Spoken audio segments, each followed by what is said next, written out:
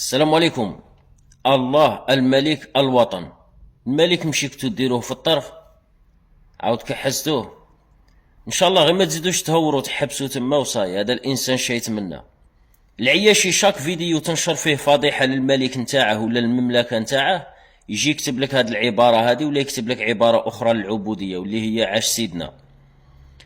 بغيت نوجه لك رساله العياشي. الغرض من الفيديوهات وهذا نشر الفضائح اللي رانا ننشروا فيها يعني ما راناش نديروا لك القلب ولا عندنا امل انت تولي مواطن حر، لانه انت عبد ميؤوس منك.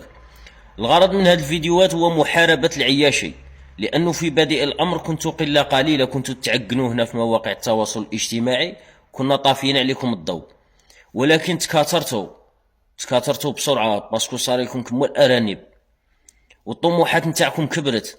وصل بكم الامر راكو تعداو على الشهداء على الرايه الوطنيه، وراكو تحوسوا تطمسوا الثوره الجزائريه، راكو تسرقوا في العادات والتقاليد والتراث تاع الجزائر. يعني لازم نحاربوكم. والغرض من هذه المحتويات وهذه الفيديوهات هو انه الاجيال القادمه اللي هم اولادنا ما يصيبوش صعوبات مع التفاهات نتاعكم. اما بخصوص الفضائح اللي رانا ننشروها على الملك نتاعك، الملك نتاعك ما بقاولاش فضائح كاع كملهم.